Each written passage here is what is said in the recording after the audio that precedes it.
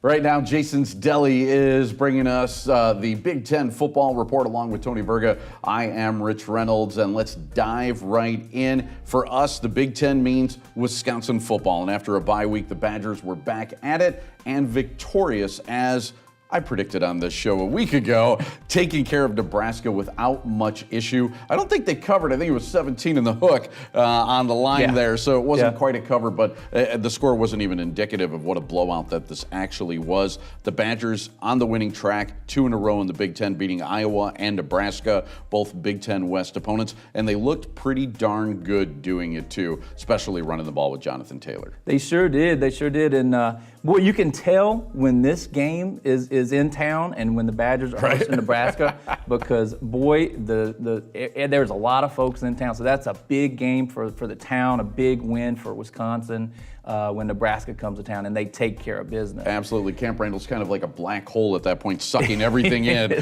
towards the isthmus in the center of town. Absolutely. Big win by Northwestern over Michigan State, as we talk about another opponent that the Badgers are going to have to deal with in Northwestern. That game's coming up in a couple of weeks, but they almost beat Michigan. This time they get over on Michigan State, a team that Wisconsin already beat. In Iowa was a winner at home for the Floyd of Rosedale. You ever seen that trophy, Tony? Oh, yeah. That's spectacular. Yep. What a great trophy.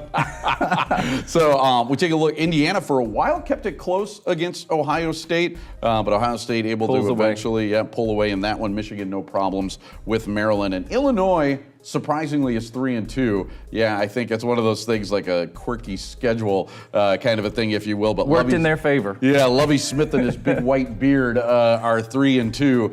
That's right, the beard. Champaign. Everyone loves the beard, right? It's different. They love Lovie and that beard. So, all right. So usually it's Eric sitting over by me, and we're going back and forth and bantering on some Big Ten. Yeah. This time I got you, and it gives me a chance to do something that I've always wanted to do on this program. Let's do it, Rich. Let's do a little buy or sell, right? All right? Yeah, you tell me, Rich. Yes. Buy or sell, Alex Hornibrook will become the winningest QB in Badger school history. And I tell you what, I'm kind of surprised at myself on this answer, but I'm buying that. And the reason why I'm buying that is not because of Alex Hornibrook. And watching him play against Nebraska, some of the Alex Hornibrook faults were coming out again. There's some indecision, there's some inaccurate passing. A lot of that has to do with footwork. He's a little too quick with his feet at times and gets himself off his spot. Sometimes he actually runs into trouble instead of away from trouble. Sure. But the reason why I'm buying this isn't necessarily because of Alex Hornibrook, it's because everybody else. The defense is spectacular. Jonathan Taylor is a Heisman Trophy candidate. They got talent all over the place. Jake Ferguson at tight end,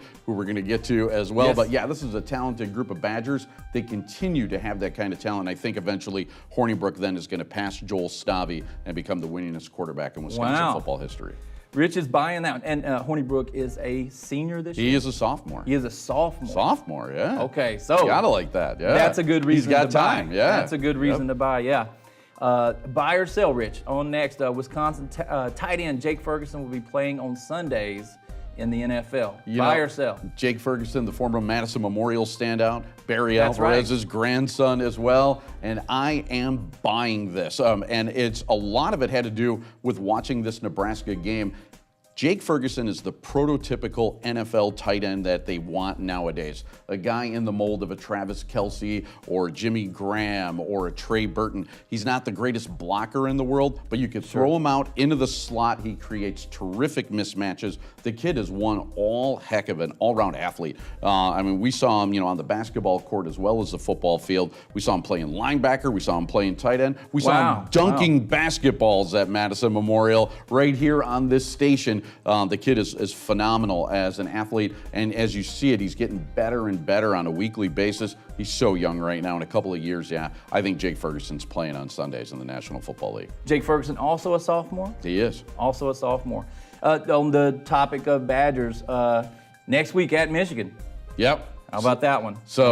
One to watch. Yeah, absolutely. Buy or sell? We'll continue buy or sell. Scott Frost is on the hot seat over at Nebraska in only his first year as head coach. Wow. Yeah, Nebraska is 0-5. And one thing, I'm going to sell though.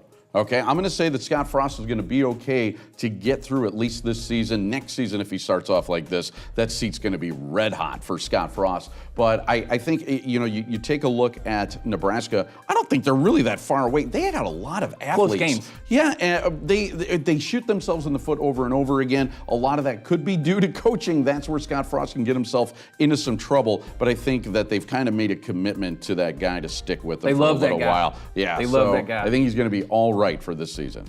Real quick, buy or sell. Ohio State Buckeyes are going to the college football playoff. Yeah, I'm buying this as well. I think that Urban Meyer, what you have to say about Urban Meyer, and you might not like him, the guy is a winner. There's really only one other school maybe that can make it out of the Big Ten, and that's Michigan. It's Michigan. It's not Wisconsin after the BYU loss. Michigan had a loss their first game of the season, but that was at Notre Dame. That's not a bad loss right there. So I think that Ohio State, though, will beat Michigan, and Ohio State's going to go. On that note, we'll end. Buy or sell. Badgers beat Michigan on Saturday and run the table. I'm selling.